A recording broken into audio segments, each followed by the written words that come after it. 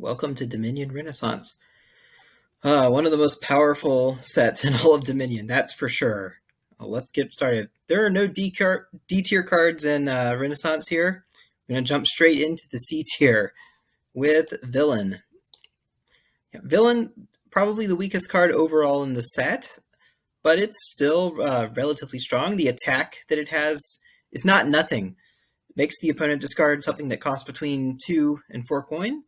And at certain points in the game, that can be relatively powerful, I suppose. But unfortunately, most decks are these days at least semi-competent at drawing themselves. And, on that note, it only hurts the opponent a little bit. Plus, they can just hang on to like some 2-cost card they don't care about and use that as discard fodder for Villain. Or have like Faithful Hound and discard that and get it right back. I don't know. There's all kinds of ways to mitigate this attack. It's not particularly powerful. What's a little bit better on this card is that it gives 2 coffers on play, just like Butcher does. Obviously, it's nowhere near as good as Butcher, but, coffers are still quite flexible. And, yeah, that alone kind of puts this in the C tier. Plus, any attack is generally good, even if it's not amazing. Next is Scholar, which is also down here in the C tier. I kind of like the card, although, I don't buy it very often. It's one of the riskier draw cards in the game, I think. You dump your hand and then draw up to 7 cards, and it's terminal action. So really need villages, or you need to be playing some kind of weird slog for this to work out. It certainly has its boards where it's quite good. Strong draw to X boards, basically, or boards where you don't mind dumping those cards in your hand because you're probably going to get them back. But yeah, like generally speaking, there's usually better draw options available in the Kingdom than Scholar. And if there's not, often you can ignore the card. But still, it can be quite central in those kinds of draw to X decks. So yeah, overall, it's not a wash or anything like that. And you can use it with Village Green, Tunnel, and I'm sure there's other little combos I'm forgetting about. So yeah, certainly a pretty decent niche card. It goes right here. Next is Scepter, which I think is also in the C tier. I guess there's probably a case for Scepter being in the B tier, but I don't know. I remain kind of unimpressed with Scepter, apart from like a couple of infinite loop style combos that it can pull off at random in certain kingdoms. There are some cards that Scepter's really good at doubling, but then a lot of the time it's not really doing something for you. And that's just a bit sad. Unlike other Throne variants, this one can only be activated in the buy phase, typically. And, that's kind of the worst time to play a lot of the actions in the game. Still, you can use it to play cards like Bridge or Recruiter, or, Inventor, or, just anything you're getting a nice little boost out of there that actually works in the buy phase. Gainers are pretty good with it. But in a lot of cases, I feel like you would just want a second copy of the card and not Scepter itself, and that's one of the weaknesses. Plus, it costing 5 means it's a little bit more difficult to load up on than, say, Throne Room. I feel like overall, Royal Carriage is doing a similar thing, but a lot better since you can do it in the action phase. Oh well. And I would say typically, if you're using the +2 coin option on Scepter, that means it probably wasn't worth you getting. And yeah, like often when I get Scepter, I think I'm going to use it for amazing stuff, then end up using the 2 coins. So I wouldn't say I'm super impressed with it, but I could see it in B tier as well. Ducat is next, which I think is a B tier card. I've said this from the beginning. I really don't think this card is that bad. Only costs 2. When you buy it, you can trash a copper, which, it's better than a sharp stick in the eye, right? Gives a copper instead of a coin, so sometimes it's nice to kind of load up on those. The relative low expense of this card is pretty nice. Plus, it does give a plus buy, and it's not terminal in any way since it's a treasure. Yeah, overall, what's to hate? It's okay. But you need a buy. Here's a buy. Not the best one in the world, but you'll take it. You'll take it. Yeah, overall, yeah, it's kind of a boring card, but it's fine. B tier. Also in the B tier, gonna have Flag Bearer. Flag Bearer is a really weird one to rank because it's kind of like this mini game that happens. Someone goes for the flag, and then the other person has to counter the flag by getting one. And it just kind of goes back and forth until they're gone. Sometimes trashing is involved there. The most interesting games are the ones where you've got trash for benefit, and you got to weigh whether it's good to thin the flag bearer now or save it or whatever. There's some boards where having that +1 card doesn't really do a whole lot, but I would say in most kingdoms, it's at least a net positive for you to get this thing. But it's a weird thing because you don't want to be the first to buy the flag bearer. Although I will say in the opening that buying flag bearer actually, it either guarantees or close to guarantees that you're going to hit 5 in your first shuffle if you open with silver. So that's pretty nice, I suppose. But I don't know. I still don't think it's worth it very often, even for that. I think opening with flag bearer is often just the wrong move. Yeah, but, it can be pretty relevant. But I think there are also plenty of kingdoms where you can totally ignore flag bearer and get by. So, yeah, I think B tier is about where I'd put it. It's so weird because it feels so central, but often it's just not as central as we think it is. Yeah, I don't know how to rank it really, but I think B tier is good enough. The next on the list here is Improve. If I can find it. Oh, goodness.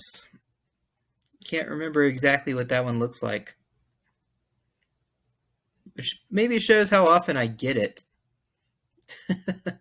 Yeah, so I guess just while I'm hunting for it, just thinking about it, Improve, it's one of these things where it seems a lot better on paper than it works out. Only costs 3. It's a +2 coin. Not terrible. Basically, at the end of your buy phase, you can, or is it the end of the action phase? I think, you can thin it, or you can trash it, or another action and gain a card costing up to 1 more. Or is it exactly 1 more? I can't remember if it's exactly or up to 1 more. It's exactly 1 more. Yeah, I thought it was exactly. But yeah, that limits it a little bit. That's got that exactly. But there are definitely cases where, you can upgrade an action card into something better. Of course, there are also kingdoms where you just can't do that. There's not a good option above you. There's ways that you can use it, say, late game to trash 4 cost actions and duchies and things like that. At the end of the game, Improve suddenly can get quite a lot better. Either you're getting duchies or emptying a pile or something like that. But I think it's at its strongest in the mid game when you're able to just upgrade some mediocre cards into some pretty good ones. Still, I don't know. I've been kind of underwhelmed with it, but I think the potential is often there for it to be very, very strong. And so I can't really put it anywhere else other than B tier. Yeah. I feel like maybe in some ways we haven't scratched the surface of Improve, but then other times I find it awkward enough to deal with that I couldn't really consider putting it any higher. Next on the list is Acting Troupe, which I'm also going to put in the B tier. I think it's overall pretty good. Basically, you trash it and you get 4 villagers. Villagers are very good, right? It's just a village token. You can continue playing actions when you run out. And, often it's worth investing in this card, waiting to play it, and then having those villagers available. Of course, you can use one right away to play a card, but often that's not the most cost-efficient way to use these things. I mean, you're still going to do it if you need to, right? But it's probably not the way you want to do it. You probably want to play them near the end of your turn and then have them available. They're an excellent little backup village, but you can also use them as your only village, especially if you're able to make the game in pretty quickly, or if you're going to end up in a deck that doesn't need a lot of villages at the end, and you can just kind of squeak by with villagers, then Acting Troupe's quite nice. The worst thing about it is just that you have to keep buying them and playing them to get the tokens, but 4 tokens is quite a lot, so yeah, overall it's pretty nice. I just don't think it's game-bustingly good or anything like that. Yeah, it's okay. It's a pretty good card. It's above average. Acting Troupe. Now we're getting into the good stuff. Cargo Ship. Up in the A tier. 3 cost card. It's a duration. Gives you 2 coins. When you buy something, you can leave the cargo ship in play with that card and gain it to your hand the next turn. So yeah, it lets you open with this and then get something and play it right away. It might as well be right away in that first shuffle. And you can continue doing this throughout the game. Yeah, so it's quite good at speeding things along.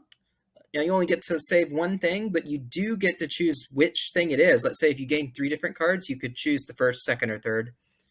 Um, yeah, so it's pretty flexible in that way. Low cost at only 3 makes it something you can always open with and make use of. I feel like it's a little good than maybe it was intended, a little better than it was maybe intended to be, just because that guarantee is so nice. But also, there are so many cards remaining in the set that it goes to show how powerful the cards in this expansion are. Because, yeah, Cargo Ship would be like a star card in another set, and in this one, it just feels like kind of middle of the pack. But, yeah, overall, it's pretty good. It's pretty good. I get it very frequently.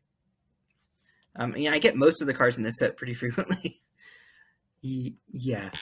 Well, I guess one of the worst things about it is that, since it's duration, it stays in play sometimes and like doesn't get put back in your shuffle, and sometimes it misses. But I don't feel like this is ever that big of a deal for the cargo ship. I feel like it's always still just pretty solid all around. All right, next on the list is research. It's a trasher and a drawer. Trash a card, set aside that many cards that were the cost of the card you trashed, and draw them on the next turn. Can be quite a good drawer in some games, let's say with gold gainers or 5-cost action gainers, among other stuff. But the most useful thing about it is, thinning estates and then pressuring in the end game. It's kind of weird. Like, you can use remodel to pressure in the end game, like to close out the province pile or something. Well, with research, it's like you threaten a really big turn at end game, and then like you can do a whole bunch of stuff with it. I would say, like, if you're just buying research and only trashing little things with it, it's not going to be that great. But if you can trash some big stuff with it toward the end of the game, then suddenly research becomes quite good. It can also thin coppers for nothing, although, that's not really that amazing these days because that's a little bit slow. And in fact, one of the new cards in Allies shows this off, Student, that sometimes that can be a double-edged sword. Nonetheless, I think research is overall pretty good. A tier is maybe overrating it a little bit, but again, I didn't make the Thunder Dominion list. I probably would have put it below Cargo Ship personally, but I could see it here as well. Obviously, draw is good, and this is one way you can get draw, even if it's delayed. Next up is Swashbuckler, one of my mascot cards, of course. So the thing about Swashbuckler is it's just a smithy most of the time, but the extra bonus it gets is way better than a lot of the extra bonuses you can get for terminal draw cards. Yeah, gaining a coffer, as long as you got something in your discard, is very good. If you have a way to guarantee that this is going to happen, say with Dungeon or some other card like that, then yeah, Swashbuckler goes up a lot in stock, I think. Yeah, there's a reason, like, not many cards give plus card and multiples plus coin. Yeah, well, Swashbuckler kind of does that for you, and it's very, very good if you can do that. Swashbuckler also has this extra thing where if you've got 4 coppers, you can get a treasure chest, and then you gain a gold every buy phase. I almost never go for this, personally. I use the coppers if I need them, and if I get the chest, then great. I'm not sad to get the chest normally. Getting gold for free is pretty good. Yeah, because really the problem with gold is just when you have to buy it. It's kind of a big expenditure. But yeah, Swashbuckler is a nice way to get it. But really it's the coffers that are king there. They're very, very good effect to be getting from your terminal draw. Now, with that said, I don't think Swashbuckler is amazing or anything like that. I think it's just a very strong draw card that you should be considering when it's on the board, especially if you've got a way to discard there. Then it's quite good. Okay, next up then is Experiment. Experiment is very good. Very good. Not quite S tier. 3-cost card. When you gain it, you get another Experiment, and they are labs. So basically, you're just buying 2 horses. Experiment pile is interesting because it's very quick to pile out. You just buy 5 of them at end game, and you can kind of... some of them will probably already be bought since it's such a good card.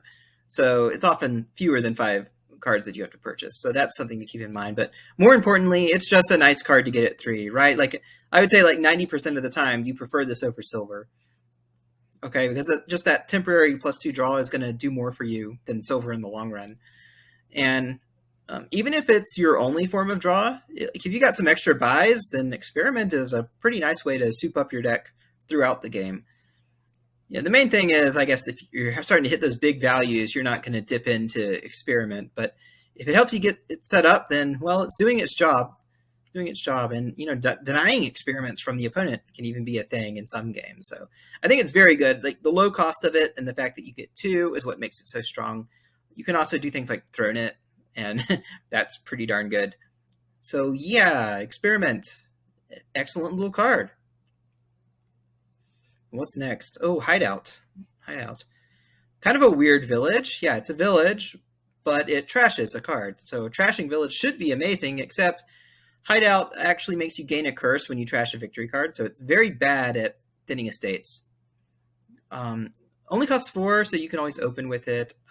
And, it is a thinner, and it is a village, so definitely has its spot. It's one of the worst villages, like, at being a village, I think. But, yeah, you're not going to cry about it too much, I think. It gives you 2 things that you really do want. And it's just fine at trashing curses, ruins, coppers. Yeah, nothing to complain about, really. Overall, just a pretty good card, even if it's not perfect. Yeah, not much to say about it. Yeah, oh yeah, I guess draw to X. It's pretty good for this since you're removing a card from the hand. Okay, Patron.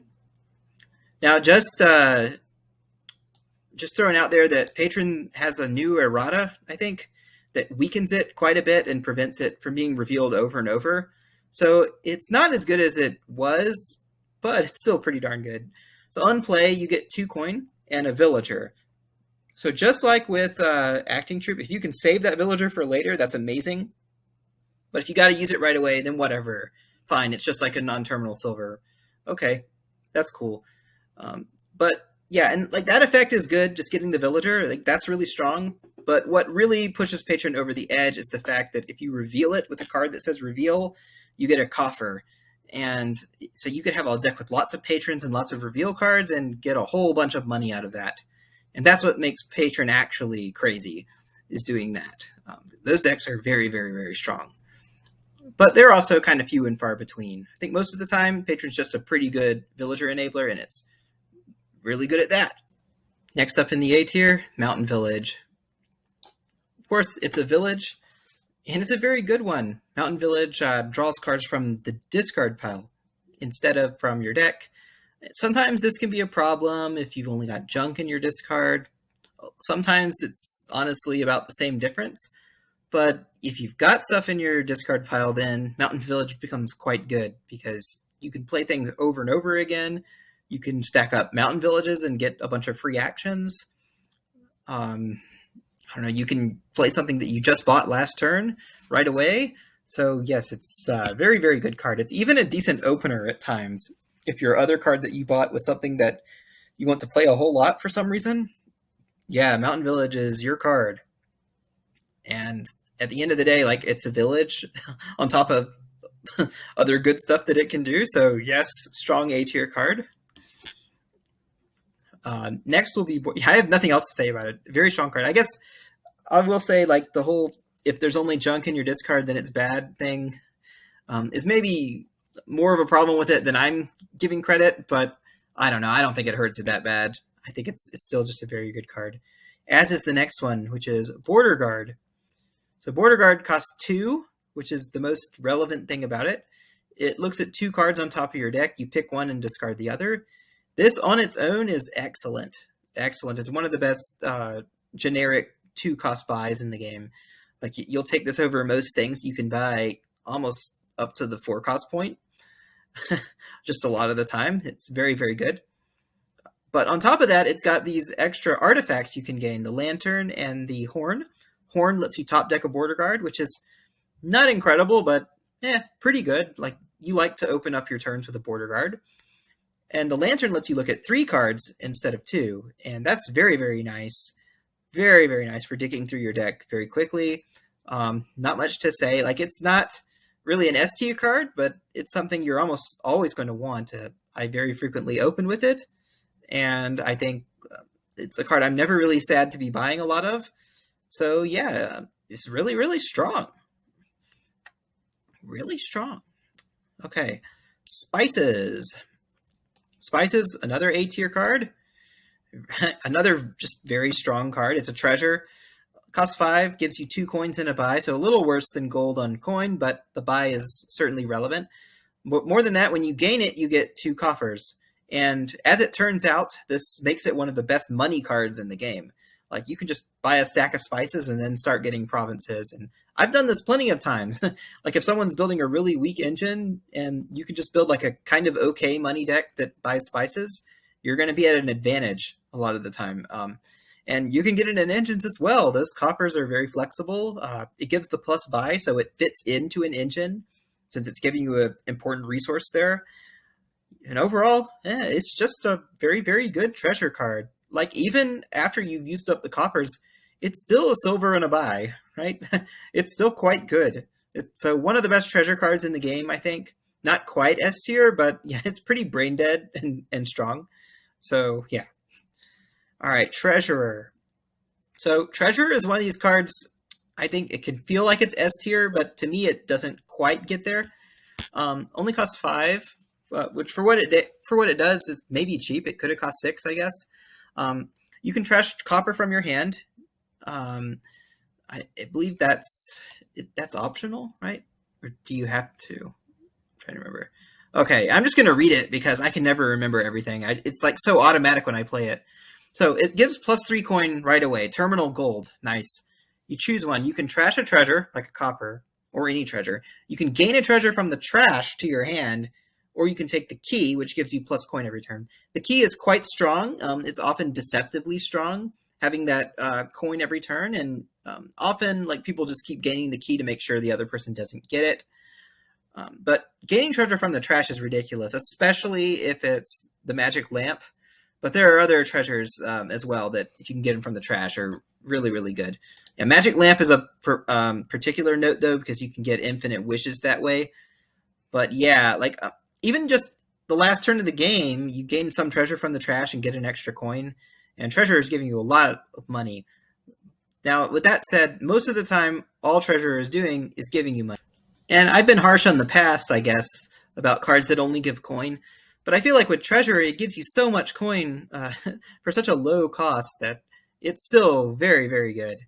Even just the 3 coin alone is strong enough on top of the other effects. So yeah, overall, it's just a very, very good flexible card. Not quite game-breaking unless Magic Lamp is on the board, but very strong, and you probably are going to want to get it. I will say, though, as a thinner, it's actually kind of slow. It's basically just Moneylender. So you don't want to rely on it. Like, I can recall one game where I thought like opening with this as a thinner on 5-2 would win me the game, but there are other strong 5-cost cards that can definitely outpace it and go toe-to-toe with it. Like, for instance, Margrave. So, yeah, like things that boost your speed a little bit more are a little bit stronger than Treasure. So, yeah, it's not quite an S tier, but I think it is very, very good.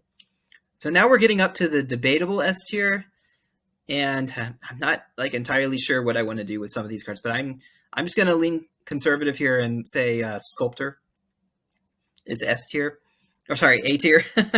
I think you could easily put it in the S tier. So Sculptor, basically, if you gain a treasure, you get a villager, and you gain it to hand, so you can use it right away, like Explorer.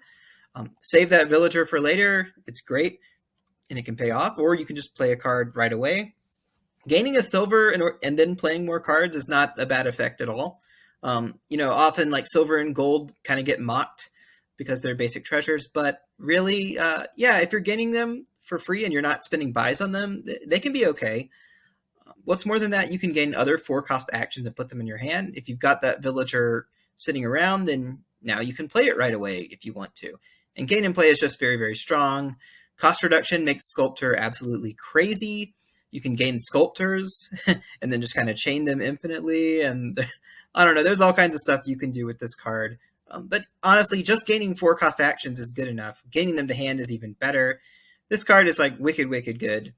It's wicked good. God, I gotta put it in S. Now we're gonna start this S tier. I didn't think I was heading there already, but I think I've convinced myself. Yeah. Sculptor is quite strong. It's so much better than it looks at first. That's the thing, and that's how a lot of the cards in Renaissance actually are to me. Like they didn't seem all that great until I played with them. Priest, another one. It's actually worse than I thought it was, but it's still quite good. Basically, trash a card from your hand, get 2 coins. That alone is great. Makes it better than Moneylender a lot of the time, also at 4 cost. Even more, Priest has this effect where after you have it, every card you trash gets you plus 2 coins. I don't see this come up a whole lot, but it can be very relevant. I've had games where you can get a whole bunch of money off of doing that, especially, say, with Fortress and some thinner. But yeah, I'd say most of the time, just the fact that it trashes any card from your hand and gives you money for it is quite good on its own. And yeah, Priest is probably deserving of S tier. Like, it's kind of low, but I agree with it being here. I would probably put Sculptor ahead of it, honestly. I feel like Sculptor does a little bit more for you, but maybe that's just me. Next in the S tier is Seer. Seer is like a crazy draw card.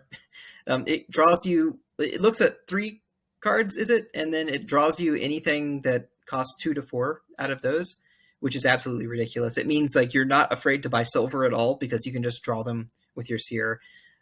Yeah, and like there's just so many good cards at that price range. Like, say, I don't know, cantrips for 2. Those are really good to draw with Seer. There's all kinds of stuff that it's good for. What you don't want is like too many high cost or low cost cards in your deck. Although high cost ones are better, obviously, since they're stronger cards generally. But yeah, like the nice thing is like it mitigates you having these otherwise mediocre quote unquote cards in your deck by letting you draw a whole lot of them. And it only costs 5 and does this. It's non-terminal as well. It's just a very, very strong draw card.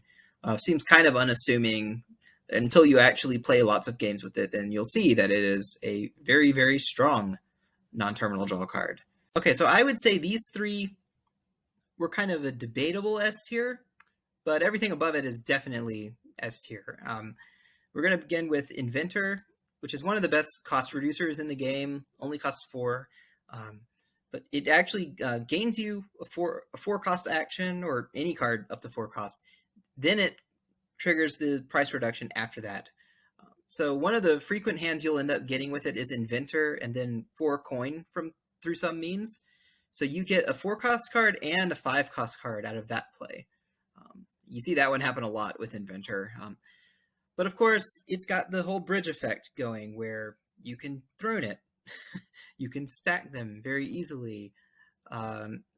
Yeah, it's just an incredibly flexible gainer and cost reducer.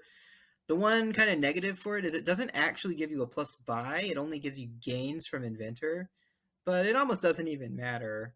Especially if you have ways to gain and play. It can actually be better than bridge in that regard. Like, you can gain an Inventor, draw that Inventor, and then play that Inventor, right? And just kind of keep doing that over and over again. And there's other things you can gain as well. Almost every time this card is in a kingdom with a village and draw, it's going to be absolutely mandatory to go for, I think. It's just an absolutely nutso card that you have to be looking out for whenever it's in the kingdom. Yeah, quite strong at S tier. Old Witch, another S tier card. This one's pretty basic. Plus 3 cards, give a curse. Okay, sure, it's got this thing where if they've got a curse in hand, they can trash the curse. Whatever, you curse them. They had the curse in their hand, they had to draw it. That means it disrupted them a little bit. Okay, I will gladly take the trade of having a weaker cursor for having more draw. I think that makes it much better than regular Witch. And yeah, like there's no reason you can't just use this as your default draw card. It's kind of like Torturer or Margrave. Like, who cares if there's some kind of drawback to the attack? If it's that strong and it's giving you an effect that's good, yeah. Old Witch, very, very good card. Should almost always be going for it. Lackeys, one of the best things you can buy at 2 costs, that's for sure. It's a plus 2 card, which, isn't terrible. And it gives you 2 villagers on buy. And as we've gone over, villagers are very strong, very flexible. You can use them right away. You can save them for later. Doesn't matter. You shouldn't be shy about playing Lackeys and then using an action after with a villager. The thing is, Lackeys makes games move fast. Just look at any statistics about this card, and you'll see it makes the game move fast. It doesn't matter that you're burning through those villages, that you're going to have a deck full of Lackeys that you can't use. Whatever. 9 times out of 10, game is over before that becomes a factor, yeah, you should definitely be buying Lackeys. Maybe not all the time. You need other stuff in your deck too, but you shouldn't be afraid to buy these. Even like say at the 2-3 cost, that's around the time you should be buying Lackeys most of the time when it's in the kingdom. Yeah, I guess like my whole thing with it is if you feel like you're afraid of getting too many of this +2 card in your deck, don't be afraid of that. The villagers are totally worth it. Maybe be a little conservative, or if there's a way to trash it and get something better out of it, that would be great. But yeah, it doesn't really matter. It's just a very good draw card, very good village, I suppose, pseudo village. Yeah, S tier. It only costs 2. That's the thing. It's just so good. All right, so with these last 2 cards, I feel like personally they're kind of equal in strength, but I don't know. You could go either way, I guess. So number 2, Recruiter. Recruiter is just one of the best cards in the game. We saw it in Masquerade. A card that draws and trashes is very, very good. Well, guess what Recruiter does? Draws 2 cards, trashes a card from your hand. But the effect that you get from Recruiter is just very, very good, which is you get a villager for each coin that the card cost. This is just so good. It's so good. Like, you can use it as your primary village, no problem. All right, even if you never use all the villagers, whatever, you were still thinning cards. Right? You could get 2 recruiters to speed up your thinning and trash one of the recruiters with your recruiter and get 5 villagers out of that. That's great. That's great. Like, I almost have nothing bad to say about this card. Like, maybe there are some cards that can outpace it, or maybe you don't need villages in that kingdom. But even if you don't need the villagers, it's still a trasher that draws 2 cards, so it's very, very good. I don't know. It's definitely one of the best cards in the game, I think. I don't have too much to say about it other than that. It's almost a mandatory purchase, maybe like first 5 whenever it's in the kingdom. There are probably some cases where you wouldn't do that, but I think overall, like, you should probably be finding a way to use it because it fills the role of thinner and trasher much better than, say, Hideout does.